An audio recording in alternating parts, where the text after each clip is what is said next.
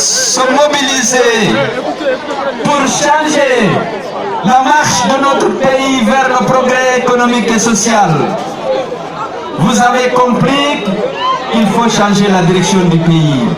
Et c'est pourquoi vous êtes là. Je voudrais vous remercier très sincèrement et vous dire que vous n'êtes pas isolés dans le pays. C'est toute la Guinée qui est décidée à sanctionner M. Alpha Condé pour sa mauvaise gestion du pays sur tous les plans.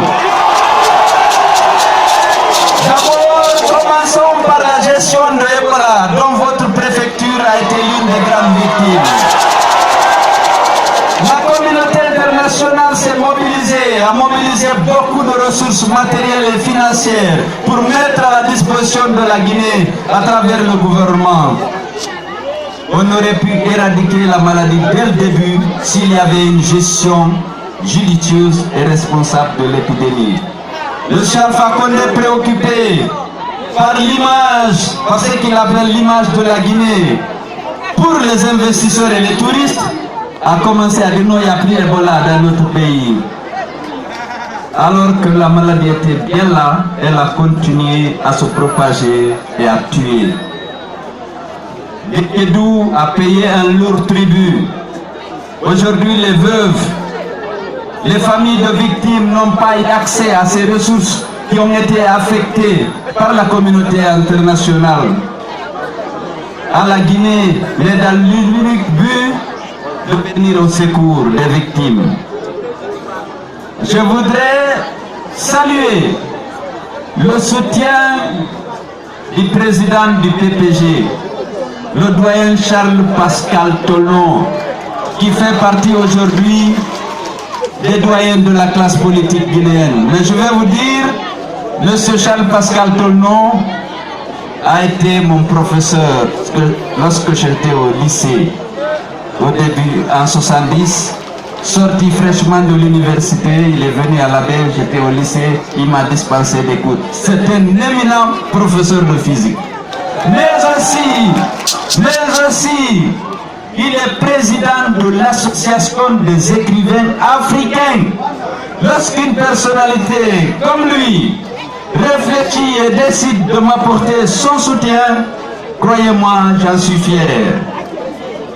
Jean-Marc Teliano, c'est mon ami.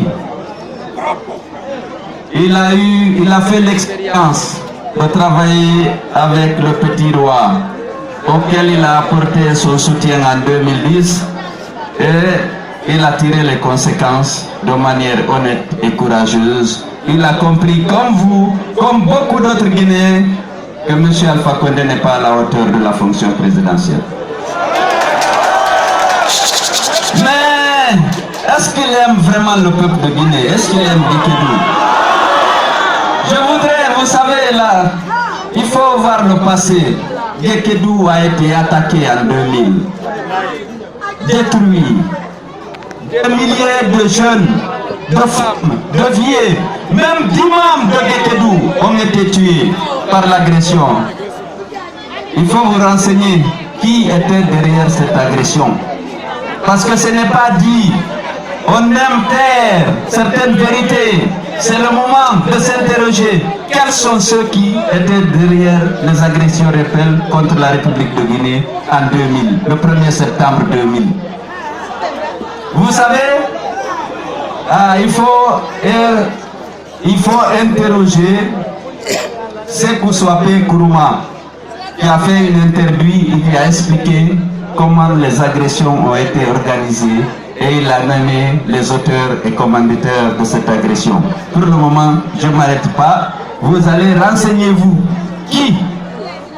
Donc, Gekedou a été détruit.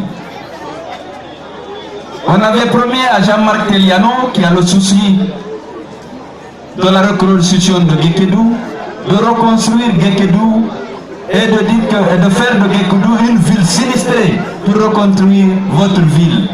C'était l'un des engagements que M. Alpha Condé a pris dans leur pacte. Il n'a pas respecté. Lorsque je serai élu, l'une de mes premières missions, ce sera de reconstruire l'ASU. Gekedou, qui est une préfecture dynamique, généreuse, et hospitalière. Toutes les ethnies de notre pays sont ici et ont toujours vécu en paix, malgré l'introduction dans le débat politique des questions ethniques par le RPG. À Guékédou, les populations ont toujours vécu